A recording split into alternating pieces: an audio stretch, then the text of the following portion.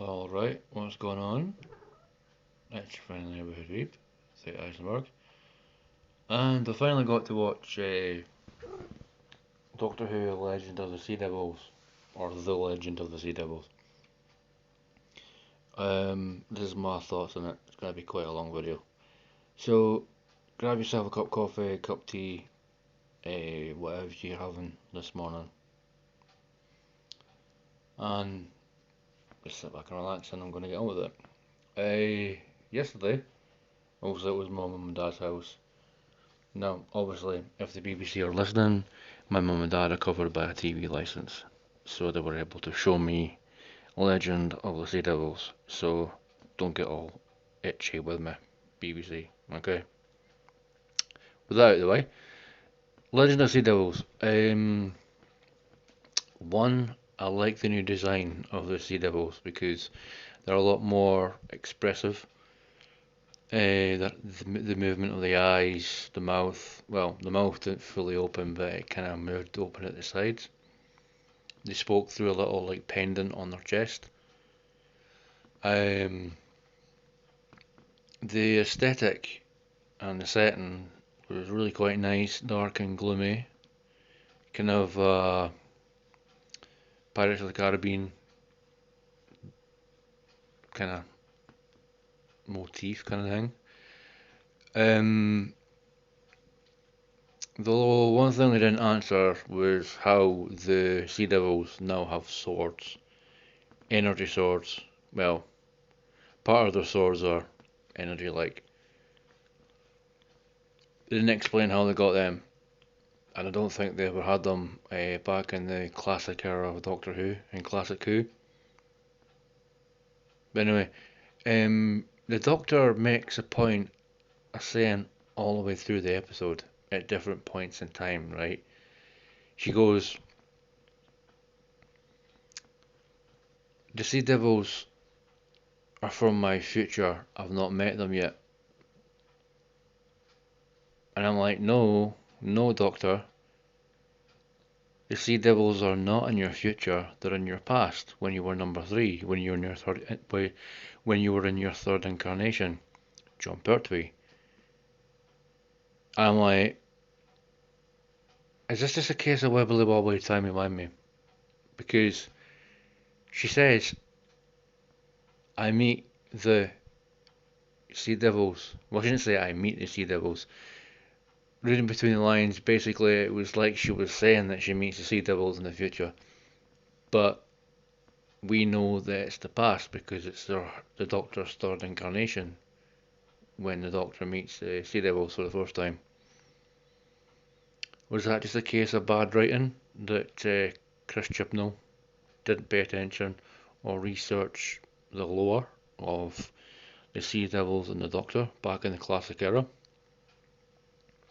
Now, there was a wee cute awkward thing that the Doctor and Yaz did when they had come back from the past, because they had to go back into the past to see how the Sea Devils are in this era of time.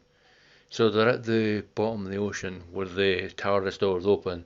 Yeah, they're safe though, because if you remember, the TARDIS has this thing, like an air bubble protection thing it can do around the TARDIS when the Doctor opens the doors. So they're safe. And then the Doctor very awkwardly turns into Yaz and says,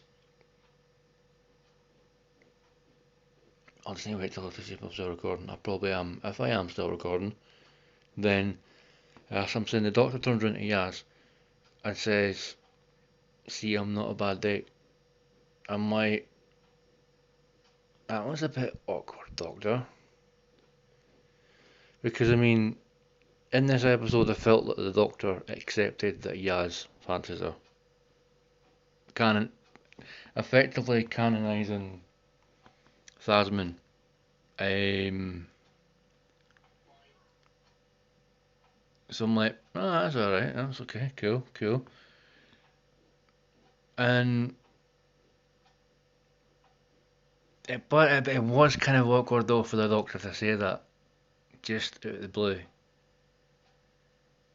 But I mean, it's like, it just goes to show that this incarnation of the Doctor is socially awkward more than the Doctor has been in the past. That she doesn't know how to properly kind of communicate with human beings.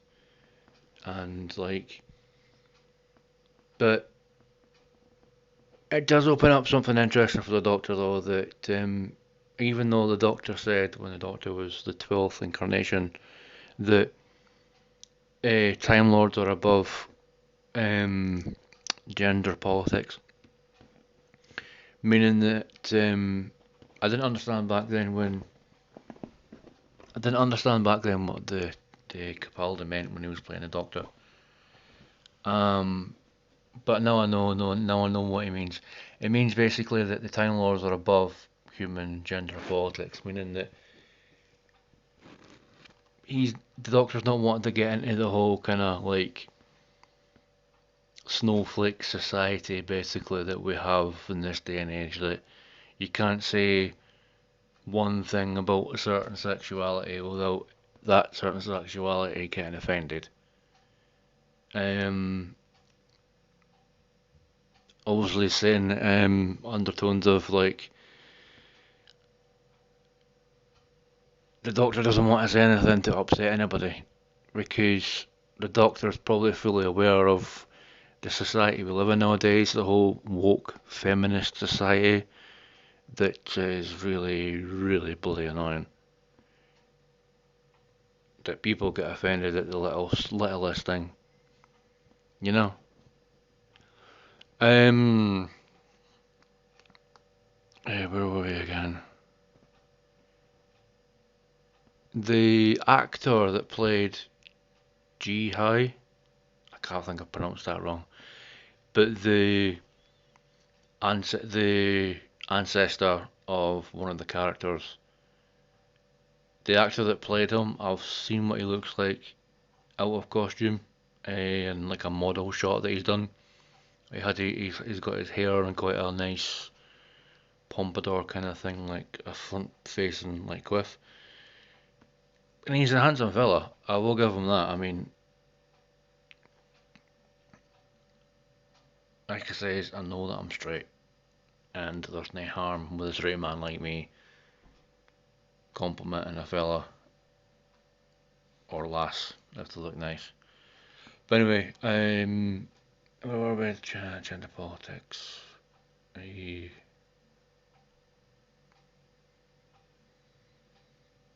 It did feel a whole lot awkward all the way through the episode that they were constantly hinting at Thasmin, the whole kind of ship between the Doctor, or the relationship thing between the Doctor and Yasmin.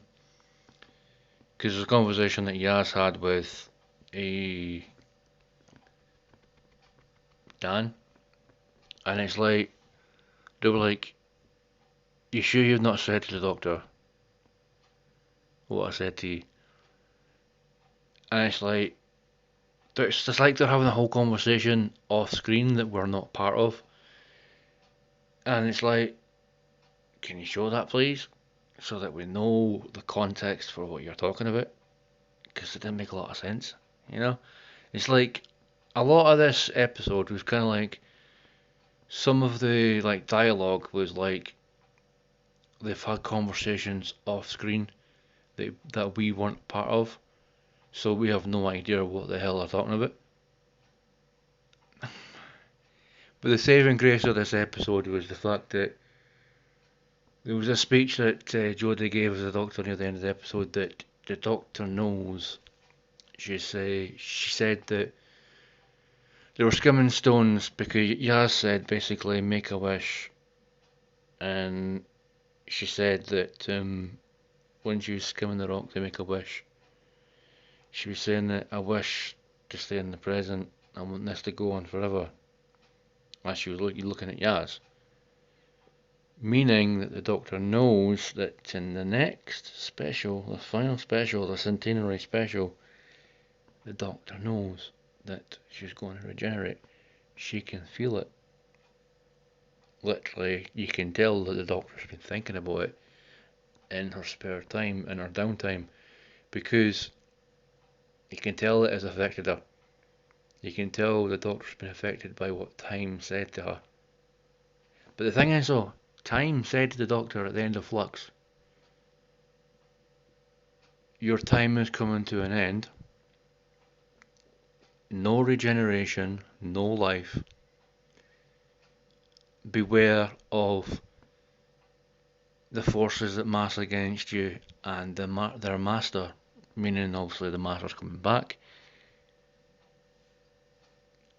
But the thing is though, why did Time say to the doctor, why did Time say to the doctor at the end of Flux, no regeneration, when the doctor's clearly going to regenerate? Did Time just do that to make the doctor listen to it, thinking that the doctor's not going to listen to me, so basically I'm going to say something that makes the doctor listen to me? That's the only thing I can think about why Time said that, you know. It was an alright episode. The writing was a bit kind of like acceptable because obviously they had a conversation off screen. Like I said, all the characters had a conversation off screen that we weren't a part of, so we had no idea what they're talking about. The Sea Devils, their new look, brilliant.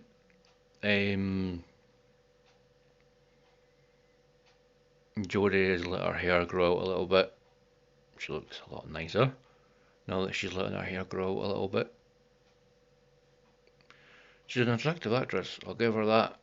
It's just the doctor looks a little bit nicer now with longer hair. But anyway,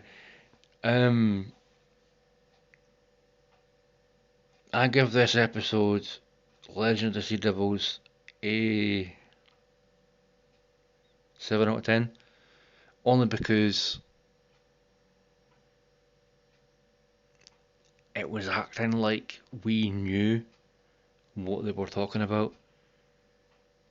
It didn't give much context, so it's like if the context was put in there to help us understand a little bit more, then I would have given it a 10 out of 10. That's the only reason I'm giving it a 7 out of 10, is because not enough context was given.